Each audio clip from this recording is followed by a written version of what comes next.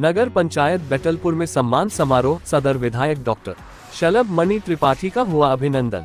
देवरिया नवसृजित नगर पंचायत बैतलपुर को आदर्श नगर पंचायत के रूप में चयनित किए जाने पर रविवार को नगर पंचायत परिसर स्थित लाल करमचंद थापर इंटर कॉलेज में सम्मान समारोह का आयोजन किया गया। कार्यक्रम के मुख्य अतिथि देवरिया सदर विधायक डॉक्टर शलभ मणि त्रिपाठी रहे, जबकि विशिष्ट अतिथि के रूप में नगरपालिका परिषद देवरिया की अध्यक्ष अलका सिंह, भाजपा युवा नेता मुकुल मणि त्रिपाठी तथा नगर पंचायत अध्यक्ष सरिता प्रकाश पासवान मौजूद रहीं। कार्यक्रम की अध्यक्षता थापर इंटर कॉलेज के प्रधानाचार्य गोविंद मणि त्रिपाठी ने की। इस अवसर पर डॉक्टर शलभ मणि त्रिपाठी का स्वागत गदा और स्मृति चिन्ह देकर किया गया। संचालन वार्ड संख्या 5 के सभासद अजय पांडे ने किया। कार्यक्रम में सभासद बद्रीनाथ गुप्ता, अमित गुप्ता, रामसूरत सिंह, लालमन यादव, ऋषिकेश मणि, मुनु यादव, लोहार पासवान समेत कई सभासद प्रतिनिधि और भाजपा नेता उपस्थित रहे। संबोधन में विधायक डॉक्टर शलभ मणि त्रिपाठी ने कहा कि नगर पंचायत बैतलपुर को बने हुए मात्र 2.5 वर्ष हुए हैं और यहां विकास की गंगा बह रही है। उन्होंने आश्वस्त किया कि आने वाले समय में नगर पंचायत के विकास कार्यों को और गति दी जाएगी। Bureau report, all India news 24/7 Deoria. सम्मान समारोह किया गया, इसके बारे में क्या कहना चाहते हैं? इसके बारे में हमें कहना है कि पहले तो आप सभी चैनल के साथियों को एक बार धन्यवाद नगर पंचायत बैतालपुर के सभासद और अध्यक्ष की तरफ से। और हमें ये कहना है कि विगत 2.5 साल में बैतालपुर नगर पंचायत गठन हुआ और माननीय विधायक जी के आशीर्वाद से और हम सभी सभासदों की एकजुटता और चेयरमैन के सहयोग से नगर पंचायत बैतालपुर आदर्श नगर पंचायत बना है। तो निश्चित रूप से इस नगर पंचायत के विकास की गति और तेज गतिशील होगी।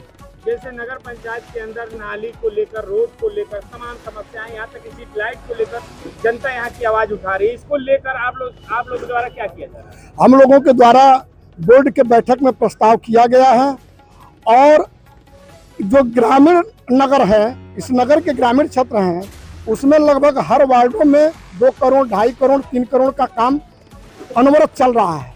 लेकिन कस्बा क्षेत्र में स्ट्रीट लाइट की जो समस्या है वह दिसंबर तक वित्तीय प्रबंधन हो गया है, टेंडर के प्रक्रिया में है।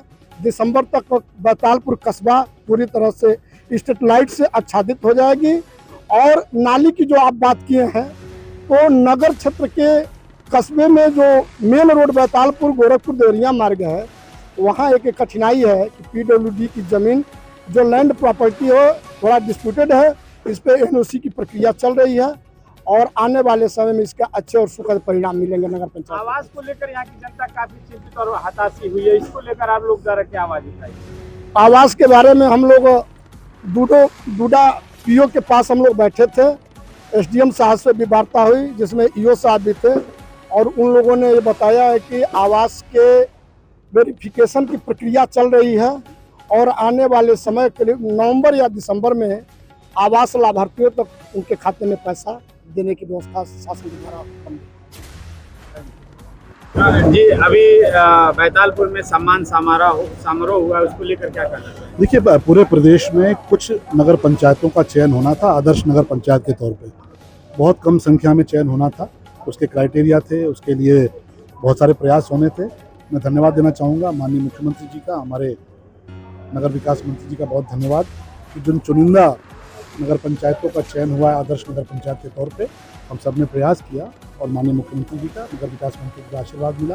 बैतालपुर नगर पंचायत को आदर्श नगर पंचायत का दर्जा मिला है, ये बड़ी उपलब्धि है क्योंकि उसके लिए एक्स्ट्रा बजट मिलेगा, उसके लिए सरकार की एक्स्ट्रा मदद मिलेगी और हमारी नगर पंचायत एक बहुत सुंदर नगर पंचायत के तौर पर तब्दील होगी।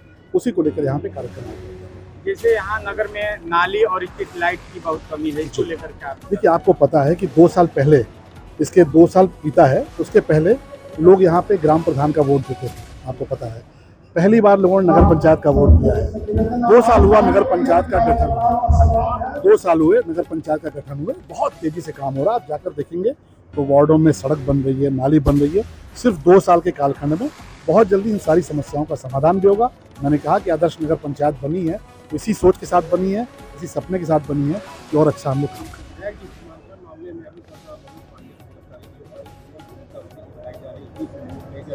देखिए, कोई बचेगा नहीं, ये विषय बहुत ही गंभीर है।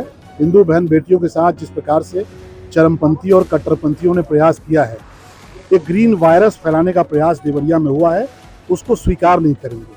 धन्यवाद देना चाहूँगा माननीय मुख्यमंत्री जी का, जिन्होंने बहुत इस घटना को गंभीरता से लिया है।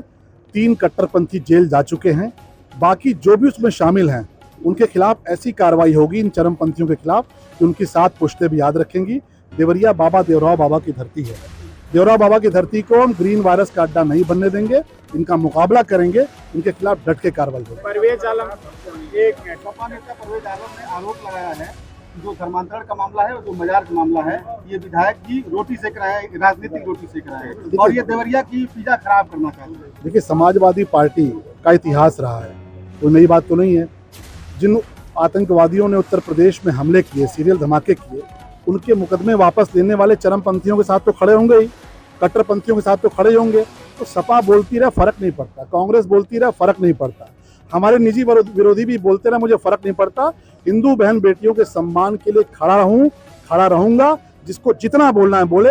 हिंदू बहन बेटियों की इज्जत पे, उनकी आबरू पर, उनके सम्मान पर किसी ने अगर आंख उठाई तो उसका माकूल इलाज करेंगे। किस पे बोले हैं बोली